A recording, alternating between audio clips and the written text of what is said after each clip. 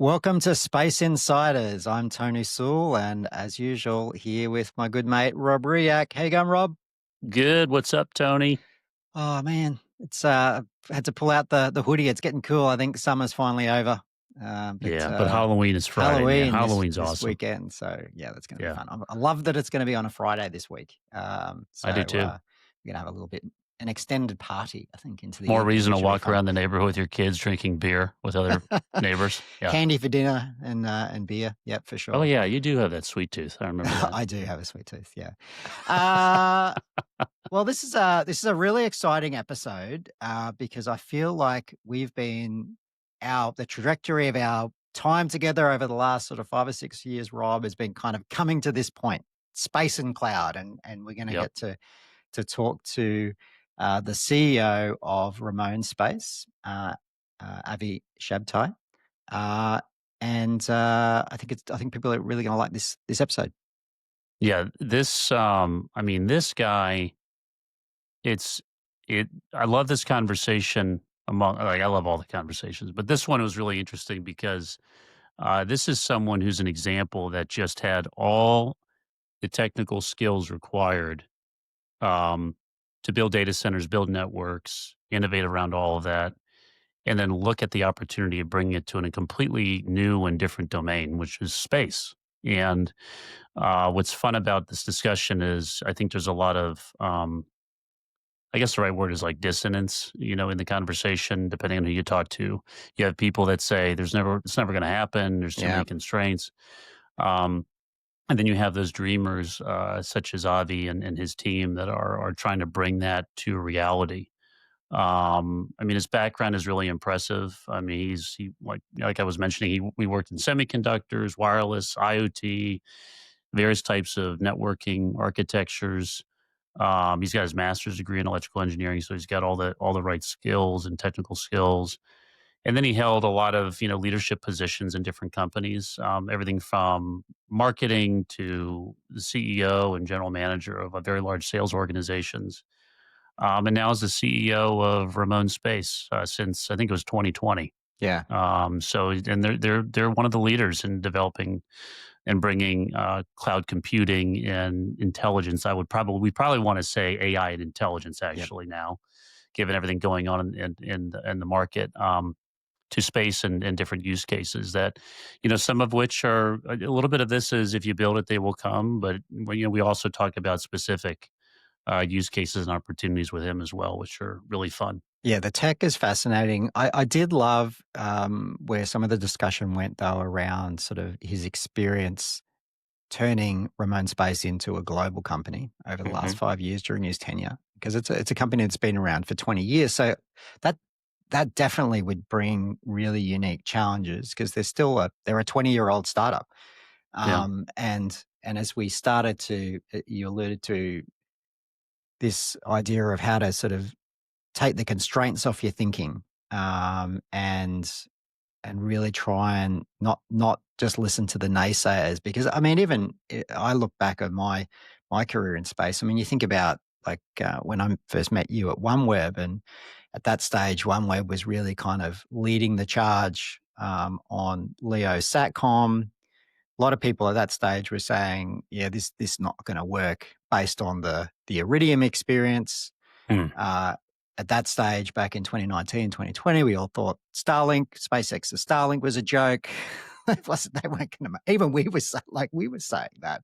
Yeah. And look at it now. And I mean, I was struck by an article I saw in the news last week that Iridium has had to downgrade their revenue forecasts for the next sort of their long range forecasts based Hmm. on what these new direct to device arrangements that SpaceX is making and others, and how that is going to impact their business. So it's just like you couldn't foresee this stuff 10 or 15 years ago, and No. I think it was a really good example of like how to, as a CEO or a leader in these companies, how you really do need to check your assumptions and just open your mind. Totally. Yeah. And as I think about it more and more and listen to you summarize it, I think, yeah, I think the unconstrained thinking is really good. And I think that's kind of what you need as a leader for some of these companies because God only knows your board and your investors will keep you realistic. Yeah, for sure. But there's a nice complementary relationship to that, which I think is really important if you want to do something really unique, big, and purposeful, like what these guys are doing. Yeah, awesome. All right, let's get to the interview. We'll see you in a minute.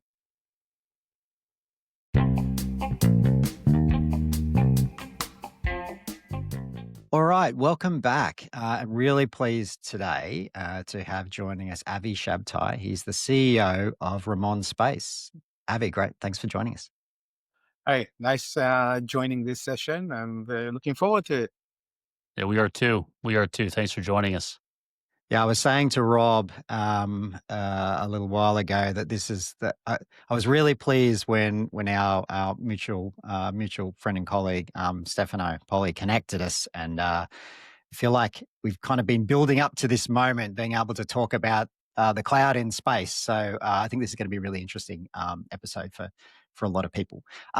Before we get started, I'd love to learn a little bit about you and also about Ramon Space. So companies, the company you've been CEO for about 5 years, I think. Correct. Company's been around for about 20 years. Can you big funding round a couple of years ago, I think in 2023. Love to just hear a little bit about sort of your journey and I guess the evolution of Ramon Space. Yeah. Well, my journey is probably connected. Me and Ramon Space were connected through karma, I guess, because I don't know if you know that by my last name is actually the direct translation is Saturn. So Oh Oh, wow, karma, while not being a lifer in the space sector, I was probably meant to be here. yeah, that's My, interesting. you know, I'm not coming from the space industry. I'm actually coming from deep tech industries, semiconductors, networking, data centers, optical communication, wireless communication. And at some point of time, I met with the founders and the new investors in the company, and they kind of encouraged me to look into it seriously and said, "Okay, I'm joining Ramon's because it looks super exciting of what we can do with it." And you're right, the company started more or less about 20 years ago. As I said, as an incubation towards building technology in the area of semiconductors for radiation hardening computation chips. Now, about 5 years ago, the company made a pivot and changed to become a player in the what we call the computing infrastructure, and actually laying the foundation towards being a major player in the evolution towards building data centers in space. And that's exactly where I joined. And then we took the company, through actually two rounds of fundraising and build it to become what it is today. And as you mentioned, Stefano just joined us, and I guess if you would call him today, would say, I hope he will say he's very happy, but I know he's very busy. So, He's a hard worker. I remember when we mm, worked together at Inmarsat. So so that's part of building the company to move, yeah, really to the next step of our growth. yeah, that's awesome. Um, Before we one sort of thing I did want to touch on before we did it dive in. I mean, so Ramon Space is obviously an Israeli based company. I've had the extreme good fortune to be able to visit Israel a couple of times through my work to visit vendors. Um, Israel is a super interesting country as far as the quality and the names of tech in tech innovation that come out. I mean, from in the space industry and telco industry, you have names like Galat, Satisfy, and Amdocs. Just in general, software like Wiz and Monday.com. Like, what is it about Israel that incubates technology like Ramon Space and companies like these? I think it's a combination of the culture and capabilities, meaning Israel and Israelis in general tend to be very innovative, creative, think out of the box, have the ability to combine different fields into one, and that comes with a very strong, I would say, investment in innovation, in technology development. And when you combine the two, you get a lot of startup. It is called, the Yeah. startup nation, right? So It's really kind of embedded in the DNA of the culture of the country, and I think that's what enables us really to move fast. I would say also that the Israeli culture, or Israel in general, are very resilient, resilient. And the Mm. number one thing you need in an early stage company is resiliency, because you don't know what's going to happen tomorrow. You don't know how things are going to shape up. Competition, another crisis in the lab, or something Yeah. happens. And you need to be able to react to it. You have to react to it fast. You have to react efficiently, and we're very good at that. And that's what helps Israelis build a lot of companies that are Mm. very successful. Um, Combining the innovation together with the DNA of resiliency, thinking out of the board, and executing very well under a lot of pressure. Yeah, and I would think also the defense and national security side of it too within Israel pumps out a lot of incredible talent, right? A lot of unique technical talent, right, Sure. Yeah, as well. a lot of I would say, the defense sector slash government sector is an incubation for a lot of Mm, talent that goes at after their service into the market, and then they are the ignition part of building more and more companies. Combining that as well drives the Israeli industry, to build more startups, more early stage companies that grow and become dominant in their market share. And I think that one of the things that I think that the Israelis are, in a way, when we need to approach a problem, we think very efficiently on a solution. We're less concerned about, can we do it? Is it mhm, possible? We'll just say, okay, let's do it, and mhm. then it happens. That's a pretty unique burning, I think, fire in the belly that you guys have, I think in that region. I unfortunately have not visited. I've always wanted to go, but I remember, Tony, I remember when you went, Yeah.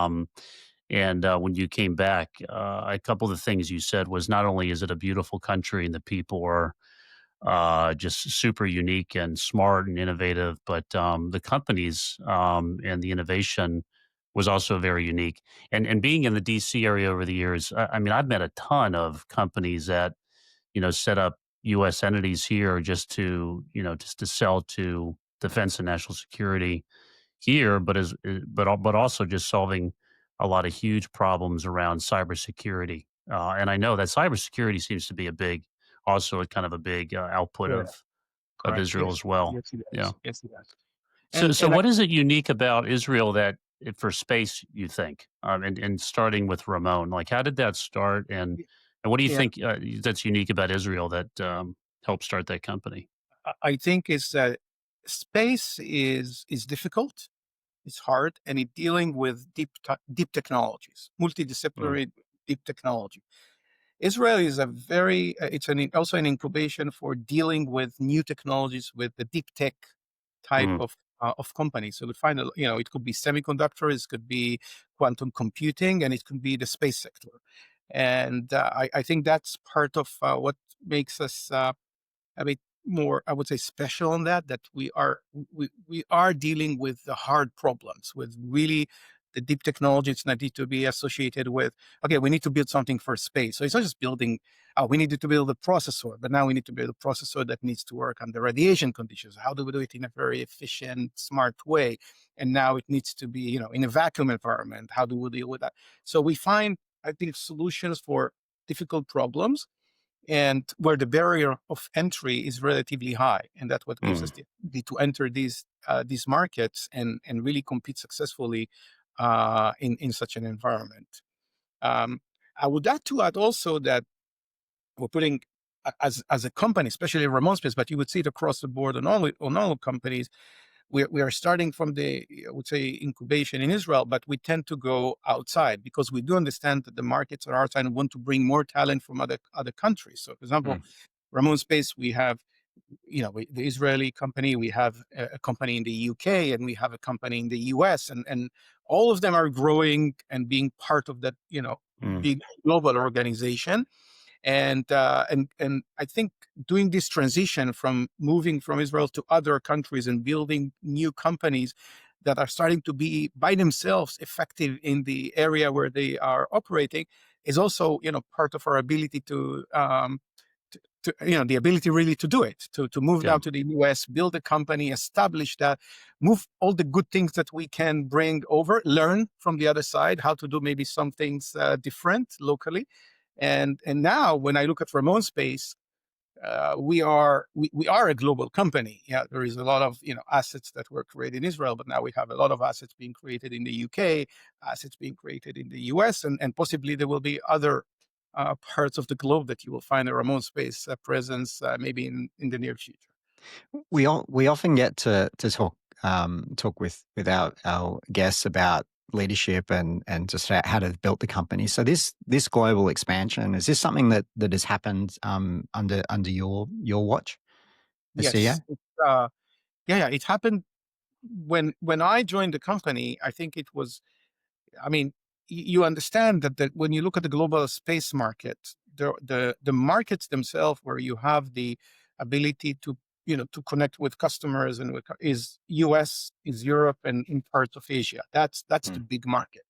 Domestic market in Israel is not huge, and therefore we understood that we need to start planting the seeds towards establishing companies in other regions. So it was all planned. It was Mm. planned to build a company in the UK because we had target customers there. We started to build a relationship with the local ecosystem. Same goes to the US. We understood the market is there. There are talents that we can bring into the company. We're not trying to look at ourselves as really like a center or one country. We're looking at ourselves truly as a global company Yeah. that needs to operate in multiple regions, and that's part of the strategy.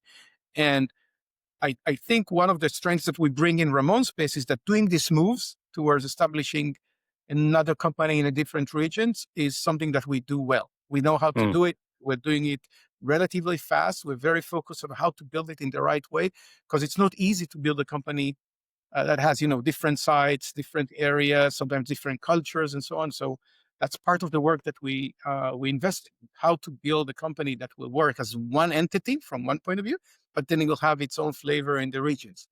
And I can say today that we've been doing it so far very successful.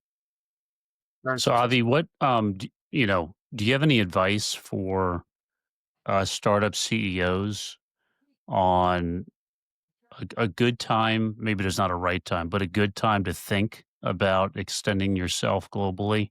I feel like that's a really hard thing to figure Mm. out. You know, how I does one do that? What advice do you have? I I I I would say a few points.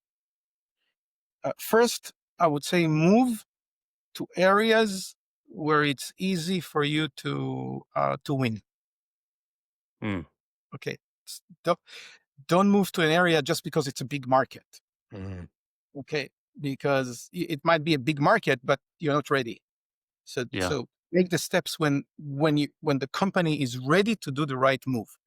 So move, for example, to an area that you know that you have partners, you have customers, you have the ability to connect quickly with the ecosystem, be successful in one area, and then expand. So do it kind of in these steps, and and we've seen it also in Ramonsis. Plan the move. Mm. Plan meaning okay, establish the company, plant the seeds on time. We established the UK and, for example, the UK entity about a year before really something happened. But there was a plan. We Mm. established the company, we're doing these moves, and then we really kick it off to become an active company. So if you do the plan, then you know what are the steps that you need to take because building a subsidiary in another country there's a lot to take into account, financial and people, uh, talent Yeah. acquisition, regulations, not even connected directly to the day-to-day work that you also need to deal with. And then, cultural differences that needs to be managed. Sometimes we relocate people to, other regions. So many things to take into account. Plan what you Yeah. want to do and do it where it's efficient. Of course, you want to do it not just where it's easy to win, Mm. Yeah. and then Yeah. move to scale up and then move. Eh, Yeah. No, that makes sense. I guess, like, what I'm hearing you say is focus on a place where, you think you can have, or you believe you can have a quick win. Create a plan accordingly, because I think that's also one of the things that's because being in this particular area, there's so many international companies that want to move here, and they just start moving. Um, some of them just start moving here because their whole thought is like, this is a hotbed for opportunity. I need to be here to listen, meet people, network, get involved, and then opportunities will come. And maybe that's a good strategy if it's like one or two people. But to your point, thinking about all the steps it takes to actually then establish yourself ahead of time, like standing Mhm. up a company and dealing with all the compliance regulations stuff. There's a lot there. So finding an Mhm. opportunity that's most likely to land makes a ton of sense to me. But yeah, to me it always sounds like a very difficult decision to make that investment, right? Because it's people Mhm. involved. It's can be quite a big financial investment. And then the cultural differences are, I feel like a lot of people kind of take that. They don't really think about it as much of an impact. So I think that's a really good points. Speaking the same language does not mean you really think the same. But Mm, I think moving to another country means, especially by the way, you're referring to the US, but going into the US space sector mm, is something that requires operation. You need to establish your positioning. You need to come with the right, records. I've done this. We've done that. We were successful here. We're successful that. Otherwise, you're kind of the new guy in town, but no one really knows you, and you need to start, climbing up this very difficult mountain of people getting to know you, penetrating new customers, establishing relationship. That it's much easier to do these steps mm. once you already established something outside that you're ready, that your name is already known. Okay, and then you start moving up that mountain. So. I think we're investing a lot in thinking how to do these moves. And as I mentioned, timing here is important. Do it when you're ready, and plan that ahead of time. So I think this is a good segue talking about when you move into a market, go somewhere where you can win. And there's been so much talk in the media over the last little while from some of the biggest names in tech about how they want to put data centers in space. And Rob and I have been involved with a number of companies that have been sort of evaluating using different technologies in space, pushing the edge into space. I mean, traditionally satellites have been fairly like just bent pipes or fairly dumb sort of assets. What's changing, and what has been the opportunity that Ramon Space has seen in this area? I think what we're observing is really a paradigm shift in the space sector. The sector is becoming more data driven. There's more data that is generated in space. More data is flowing through space. And when you have so much data that is running through space and more satellites are being launched, and you start to see the beginning, I would say, of the space networks, you start to understand that if I have data, I need in some way to start processing it. I need to make the devices that are flying out there data aware and not data agnostic. I mean, like the transparent satellites. And then that happen, and you need that, then it evolves towards a direction. Okay, how are we used to deal with data, right? How are we doing it?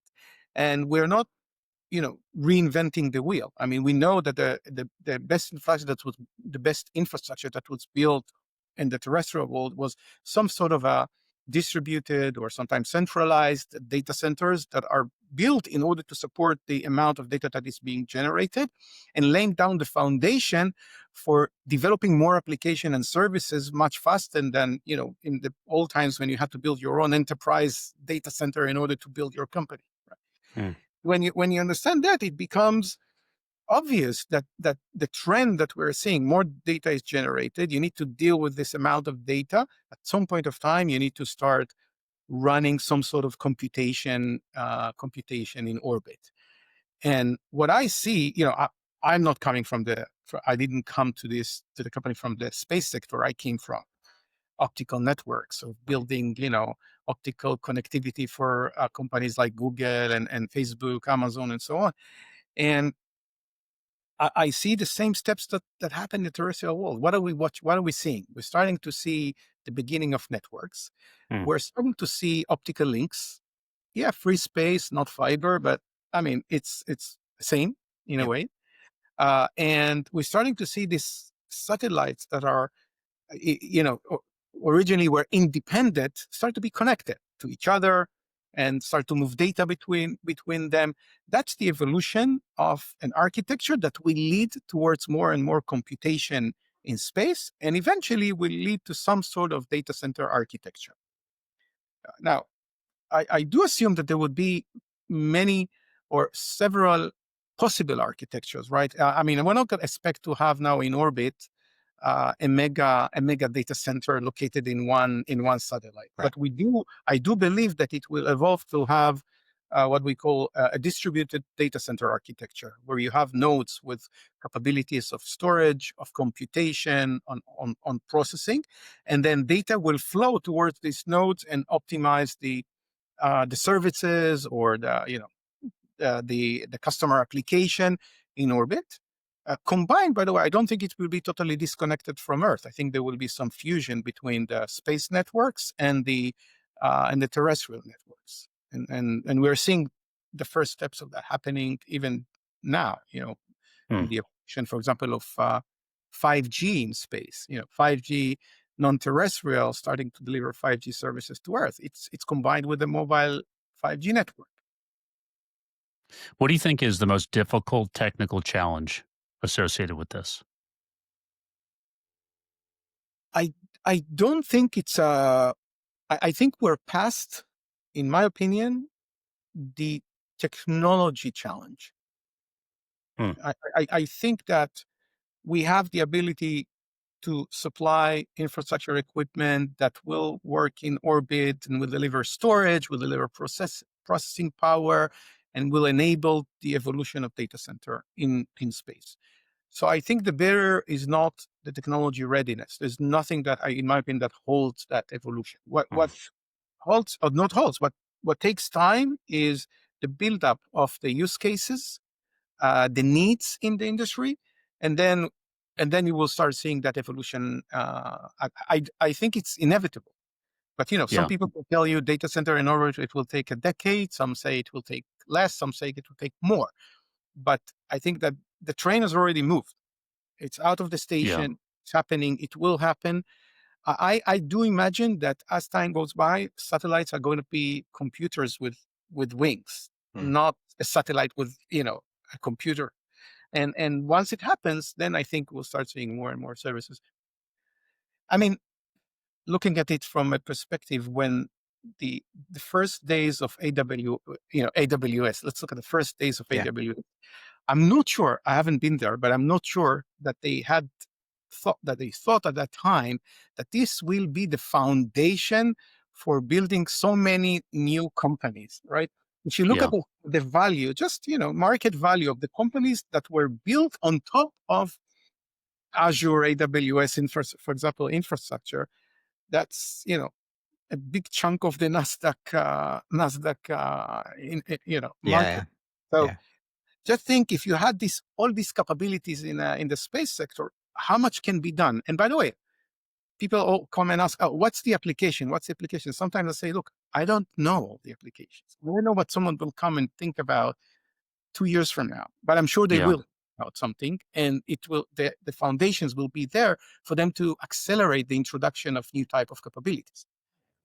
So where are some of the bottlenecks or the key enablers for what you're doing? Because you're providing the hardware and the systems that can support these ideas. But what are some of the key technologies or the key partnerships that are really going to unlock um, the free thinking around different use cases? Mm. I think I would say on in base level, of course, there is the challenges of building computation equipment, storage that can sustain in orbit, deal with radiation, deal with temperatures, deal with Mm. vacuum. Okay, we solved this problem. I think that the industry, the biggest challenges of the industry is really how much money is being invested into really building the infrastructure Hmm. from key players that have the interest to drive the industry. I think the trend towards satellites that could be launched, the cost of ownership, in terms of launch and ownership of satellites that we're seeing. It goes down. I mean, the cost of ownership goes down. The number of launches, I mean, look how many launches SpaceX have done, I think, was this year compared to what It's was amazing. just a decade ago. How many launches per year versus how many launches we have in 2025 to where versus 2015. I mean, this is amazing, right? So fast forward 10 years from now, and let's say this number will go up by a factor of 100 maybe. Maybe the access to space is going to be easier. The cost of ownership and satellites going to be easier. So it will drive more capability. I think these are the real barriers for building that, because I would say the need versus the solution is kind of a tricky. It's like the chicken and the egg. Suddenly you have a need, you expect the solution, but sometimes you already have the infrastructure and you leverage that in order to solve a problem. But I really don't think that the challenge at this point is the computing technology itself. It's ready. It's ready, and it can be improved and can do more with that. Are there, So are there, yeah, sorry, Rob, just one sorry. more. Yeah. Are there particular, and they may not be customers of yours, but maybe they are, but are there particular companies that are operating that are, you see, are really kind of leading the way in thinking about how to drive these use cases or get the most out of some of these technologies in space? Are there any that come to mind? I think, I mean, I would maybe split the list into two. I would say there's a list of companies that are thinking how to build infrastructure. Okay, how to build really the foundation. And we know companies such as, even AWS is looking into that, and companies such as Axiom is looking into that. And then there is the layer of companies that are actually looking into perform in orbit processing. And there are many companies that perform in orbit processing. But I think the challenge in today's day, it's done on a relatively low scale type of activity. Once there is more capabilities, I think there will be more. I mean, just imagine maybe imagine a different type of architecture of space and taking you today. An Earth observation satellite is taking images, right, and then downlinking it to Earth. Correct. That's the most common way of using the data. But let's say that you have a space network that is running somewhere, at a certain orbit that has connectivity to Earth and many locations, and then every satellite is equipped with the ability to connect to that network. The satellite doesn't need to connect to Earth. The only thing the satellite needs to is to connect to that network. You would find out that it's much easier. It has its connectivity at every point, anytime the satellite needs to. And finally, they use kind of a transport infrastructure to deliver, the services, the data, or to use the hubs in space to analyze the data. That's a change for what you see today, right? Today is kind of an independent entity that needs to find its connection. It's a little bit similar to having Wi-Fi on your phone or having mobile connectivity, right? Wi-Fi, you kind of seek for that Wi-Fi hotspot to connect to, right? And when you have the mobile connectivity, just connect it everywhere because somebody already built that infrastructure. So that I see kind of steps, and this is one example how things. I love that analogy. That's a really good analogy, actually. Yeah, that's what happens today with satellites. I mean, they're looking for the hotspot, right? But they're moving and looking for a ground station to connect. Then they see the ground station for 5-10 minutes, and they need to look for the next one. I mean, if you think in 2025, kind of where 2025, satellite really needs to look for that hotspot. Can't you solve that problem? You can. Okay, the technology is there. Just need to connect to a different network that is built in space.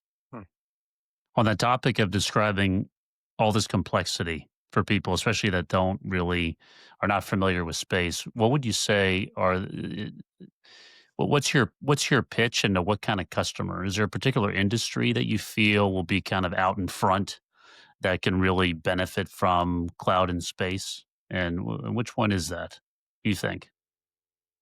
I think that I would say eventually everyone that is in some way dealing with the data that is generated in space will use the infrastructure. And I believe that many parts of Earth will use the infrastructure. And I want to give one example. There are, for example, let's talk about the vehicle connectivity to space. To space. So just Mm, imagine that every car manufacturer in the world will have its own space private network. They will not own equipment; that they will have their own uh, space private network, and they will be able to connect to any vehicle they manufacture, whatever it is. They don't need hmm any connectivity, local mm. connectivity. They will have what can you do with it? What they can do with it. So that's an example where I think it will touch many points that we may not think about today. But I do think that there is the traditional way of looking at space, which will move it. I would say it's in all pains. Then there are the newcomers, the Mm. company think in a different way that are challenging what was done before to do it in a different way, and they will use that infrastructure to deliver new type of solutions. And the vehicle industry is just it's just automotive industry is just another example of how it can impact such Yeah. market. Yeah, I think that makes a lot of sense to me, and you're right. I think part of it is what's exciting about this area, and Tony and I have talked a lot about this, and others that we've worked with in the past. There's a little bit of if you build it, they will come, or who will come. Actually, I guess is part of it too, right? I mean, I see a lot of applications for it in space exploration as well. You know, part of me thinks that there could be a lunar network. That's actually a cloud in space for if we talk about the Artemis program, that is a huge international effort, around having a sustainable presence on the moon. How in the world are we going to be able to do that if we have to rely on communications back and forth to the Earth for everything we do? Or eventually, if we go to Mars, or even for defense applications in cislunar and beyond, it's really hard for me to imagine how any of the communication, processing, or intelligence that we're going to have here on Earth can actually be utilized that far away. It just seems almost impossible to me. So, Mhm. so I love the passion, Avi, because it's interesting. Tony was bringing it up earlier. I feel like depending on who you talk to, there's some folks who are like, oh well, the swap is a problem. Satellites are too small. There's not enough power. It's too cold. Blah blah blah blah blah. Right. But then you have the real pioneers such as yourself and people in your industry that are basically saying, well, no startup is really successful unless it thinks unconstrained. And I feel like that's another lesson for a lot of people that want to start their companies is you have to think you have to be realistic, also, but you have to temper it. But I think those that are the most successful are those I think are the ones that can think unconstrained like you guys. And I think it's an exciting place to be. I too think it's going to happen. And I think it's hard to see what the future will hold, um, but it's exciting to watch, and I applaud you guys for being a pioneer in this area. It's really exciting. Yeah. I, I I do have to say that for any new or innovation, market innovation, technology innovation, there will be tons of people that will tell you that it's not possible, that it's a problem. Hmm That, there's the 100 reasons why not. Yeah, Um, and you need to live with the fact that there will always be the people that are, they don't have the ability to have the vision or to see, the next few steps of how things can be, and just believe in what you do, and hmm move forward, and things happen. And you know, being in a company like Ramon Space for the last 5 years, I mean, especially in such companies, early stage companies, you're always in a situation where people are telling you why not. yeah, By the way, everybody's great in telling you why not. Yeah. yep, Everybody's telling agree. you how it's going to fail, by the way, as well. I'm always saying I need, I need people that will help me to win, because to lose I can perfectly do on my own. I'm Yeah, very good at that. But um, I mean, you're playing against the odds, right? And you need to do things different in order to be able to yeah, really get things done and happen. But what's surprising, I would say, the big surprise is when you want to I can really share that experience without even touching specific things that actually happened. But when you want to do something and you have the belief that you can actually do it, and you don't think of how you're going to fail, suddenly you can execute, and it's a step by step and hard work, and Yeah. there Yeah. are many ups and downs during the process, but you can get there. And I think that's what people sometimes don't see. They just say, oh, okay, it's impossible, let's not do it, and we can do it the same way we did in the last 50 years. And Yeah. There is that saying. I think it's. I feel like it was recently. I think it was one of my kids' classrooms. I think one of the teachers had like an Albert Einstein quote. It said something like, um, "If you've never failed, you've never taken a risk," which is true, right? well, I tell Totally. my kids the same way. Of course, I was growing up without that in my head, but now I do. Probably because in hindsight, I failed in a whole lot of ways, and I'm trying to make myself feel better. But it's there's a yeah, truth to that, right? You do learn the most when you've overshot something or you've fallen short. So yeah. yeah, And I can tell you for sure, we're on our way. We're making a lot of mistakes. We're making a lot of mistakes, and even today, I had a big mistake that we had to deal with.